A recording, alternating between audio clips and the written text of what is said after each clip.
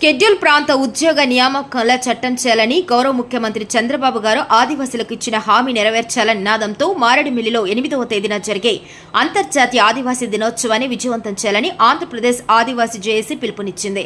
ఈ రోజు మారేడుమిల్లిలో అంతర్జాతీయ ఆదివాసీ దినోత్సవ ఉత్సవాల పోస్టర్ను మరియు కరపత్రంను ఆవిష్కరిస్తూ ఆదివాసీ జేఏసీ మీడియాతో మాట్లాడుతూ జీవో నెంబర్ 3 రద్దయిన తర్వాత ఆ జీవోను పునరుద్ధరణ హామీ ఇచ్చారని, అలాగే షెడ్యూల్ ప్రాంత ఉద్యోగ నియామకం గల చట్టం చేయడానికి హామీ ఇచ్చారన్నారు. ఆ హామీలను నెరవేర్చుతూ ప్రపంచ ఆదివాసీ దినోత్సవం నాటికి షెడ్యూల్ ప్రాంతం ఉద్యోగ నియామకాల చట్టం చేయాలని మరియు మెగా డిఎస్సి 2025 షెడ్యూల్ ప్రాంతం పోస్టులు స్థానిక ఎస్టీ అభ్యర్థులను భర్తీ చేయాలని కోరారు. ఆగస్టు 8న మారేడుమిల్లిలో జరిగే అంతర్జాతీయ ఆదివాసీ దినోత్సవం ద్వారా మా డిమాండ్లను ముందుగా ప్రభుత్వానికి గుర్తు చేయడానికి ఒకరోజు ముందుగా అంతర్జాతీయ ఆదివాసీ దినోత్సవం నిర్వహిస్తున్నామని తెలిపారు.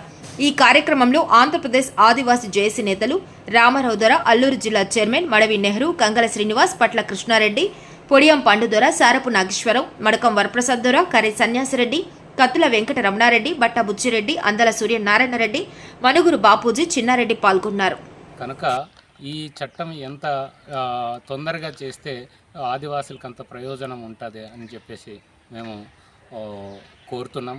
అది ఈ ఆగస్టు 9 నాటికి ఖచ్చితంగా ఈ షెడ్యూల్ ప్రాంత ఉద్యోగ నియామకాలు చేస్తున్నట్టు ప్రకటించాలని చెప్పేసి మేము కోరుతూ ఉన్నాం. అలాగే ఈ మారేడుమిల్లిలో జరిగేటటువంటి ఆదివాసీ దినోత్సవం కార్యక్రమం ఆగస్టు 8వ తారీఖున జరుగుతుంది కాబట్టి ఆ రోజు ఖచ్చితంగా రాష్ట్ర వ్యాప్తంగా అన్ని ఆదివాసీలు అందరూ కూడా వచ్చి విజయవంతం చేయాలి.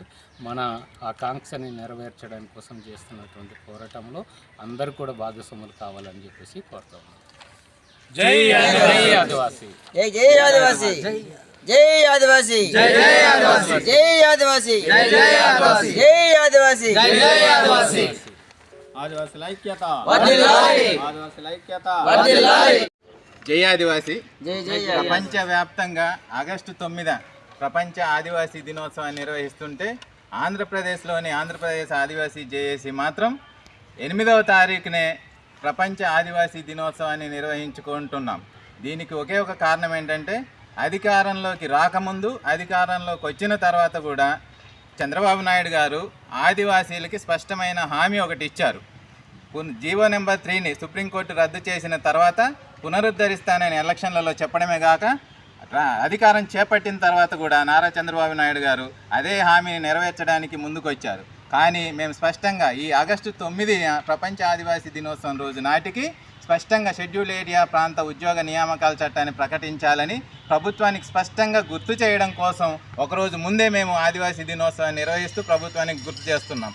అలానే ఈ మెగా డిఎస్సిలో ఏజెన్సీ పోస్టులని మినహాయించి ఏదైతే షెడ్యూల్ ప్రాంత ఉద్యోగ నియామక చట్టం ఉందో చట్టం చేసిన తర్వాత స్థానిక ఆదివాసీలతో మాత్రమే ఏజెన్సీ ఉద్యోగాల్ని భర్తీ చేయాలని డిమాండ్ని కూడా ప్రభుత్వం దృష్టికి తీసుకెళ్లడం కోసమే ఒకరోజు ముందున మేము ఆదివాసీ దినోత్సవాన్ని నిర్వహిస్తున్నాం. కాబట్టి రాష్ట్ర వ్యాప్తంగా ఉన్న ఆదివాసీలు, ఆదివాసీ సంఘాలందరూ కూడా 8వ తారీఖున మారేడుమిల్లిలో జరగనున్న ఈ ప్రపంచ ఆదివాసీ దినోత్సవ సంబరాలకి, వేడుకలకి, ఈ సభకి హాజరై భారీగా విజయవంతం చేయాలని కోరుతున్నాం. జై ఆదివాసీ, జై జై ఆదివాసీ, ఆదివాసీల ఐక్యత, ఆదివాసీల ఐక్యత, ఆదివాసీలకు చంద్రబాబు నాయుడు గారు ఇచ్చిన హామీని, ఆదివాసీలకు చంద్రబాబు నాయుడు గారు ఇచ్చిన హామీని, షెడ్యూల్ ప్రాంత ఉద్యోగ నియామక చట్టాన్ని, షెడ్యూల్ ప్రాంత ఉద్యోగ నియామక చట్టాన్ని.